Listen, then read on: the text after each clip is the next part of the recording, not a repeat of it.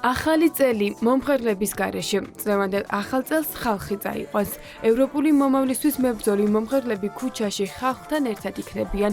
ახლა არ გვემღერება აცხადებენ ჩვენი ქვეყნის ცნობილი სახეები. არ გვემღერება ამ მდგომარეობაში. ქონდა სამთავრობო შემოთავაზებებიც, რა თქმა უნდა, სხვადასხვა რეგიონში. რამოდენიმე დღის წინ დამირეკეს კიდევ ერთ-ერთი რეგიონიდან და მართლა ვიკითხე რომ მეთქი ვისთან ეკავთ თუ არ ვიცით მეთქი რომ ჩემთან რეკავთ სახალხო პერიოდში არის რომ არის გასამაგებული, გაოთხმაგებული რა ეს ჰონორარები და ჩვენთვის ეგ საერთოდ განულებული არის. მომღერლებისთვის და მუსიკოსებისთვის ახალი წელი ყველაზე შემოსავლიანი პერიოდია. დეკემბერ-იანვარში იღებენ ყველაზე დიდ ჰონორარს. ფინანსური ვალდებულებები თუ ინტერესები ქვეყნის თავისუფლებისთვის მებრძოლებმა გვერდით გადადეს, როცა სინდისის პატიმრები ციხეში არიან გამომწვეული და ხელისუფლება ხალხს არ უსმენს, მომღერლების სცენას ვერ დაიკავებენ. ისინი საერთო ბრძოლის მონაწილეები ხდებიან. თითქმის განმავლობაში და ცოტა ადრეც მე ჩემ შვილთან ერთად ვდგავარ რუსთაველზე. ჩემთვის ძალიან დიდი უხერხულობის მომტანი იქნებოდა რომ მე გამოვსულიყავი სხვადასხვა ქალაქებში კონცერტებზე რომ მივიღე გადაწყვეტილება ეს სრულად ეს ძალიან ხმამაღლა ამოვისუნთქე არაფრით არ შეიძლება საზეიმო ღონისძიებებში იყო ჩართული როდესაც აბსოლუტურად უდანაშაულო ადამიანები არიან უკანონოდ დაკავებული მათ შორის ჩემი მეგობრები 11 კორპორატიული და ახალი წლის ღონისძიებები გააუქმა სტეფანემ. გიორგი სუხიტაშვილი წერს, რომ რუსულ რეჟიმში ზეიმს ურჩევნია მშიერი დარჩეს. კორპორატიულები გააუქმა და დაახლოებით 18 ღონისძიება გადადო ლელა წურწუმია და ჩვენმა ბენდმა. თუმცა მომღერალი კონცერტის გამართვას აქციების დროს დაზარალებული ადამიანების მხარდასაჭერად გეგმავს.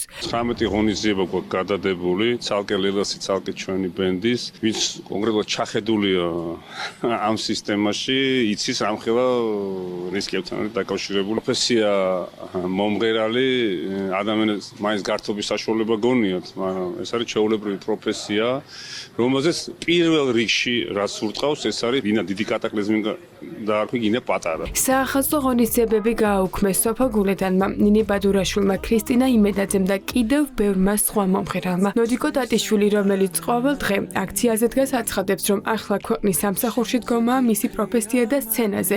ასეთ მძიმე პერიოდში თავს ვერ ხედავს.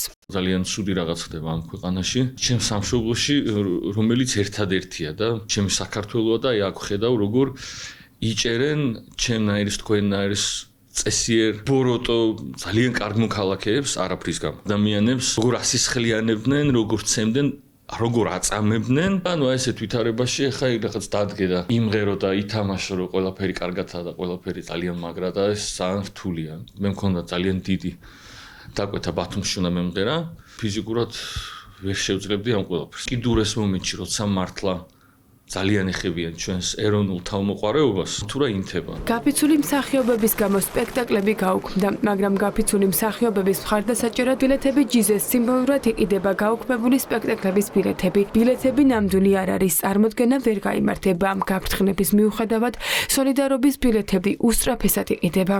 ტიკეტჯი და TBC ერთიანდებიან დაზარალებული სფეროების მხარდასაჭერად. 1 იანვრამდე დაგეგმილ კულტურულ ღონისძიებებს, რომლებიც შექმნილი ვითარების გამო გაუქმდა. გუნდი დარბაზის სრულ ღირებულებას ჩარიცხავს მსახიობების და მუსიკოსების მხარდასაჭერად. არ შეგვეძლო რომ უყურადღება დაგვეტოვებინა საზოგადოებაში არსებული თანადგომა. გადავწყვიტეთ რომ გაუქმებული სპექტაკლები დაგვედო და გვენახათ რა მოხდებოდა თავის. აღმოჩნდა იმაზე უფრო საინტერესო, ვიდრე ამას წარმოვიდგენდით, დასოლდაუცდა რამდენიმე სპექტაკლი ერთ დღეში 1000-ზე მეტი ბილეთი გაიყიდა და ემატება ღონისძიებები. სცენის მაგივრად ქუჩა, კონცერტების მაგივრად ქვეყნის გადარჩენისთვის ბრძოლა. ასე ხვდებიან საქართველოს ვარსკვლავები 2025 წელს და იმედი აქვს, რომ სამართლიანობის აღდგენის შემდეგ ყველა ერთად იზაიმებენ თავისუფალი ქვეყნის თავიდან დაბადებას.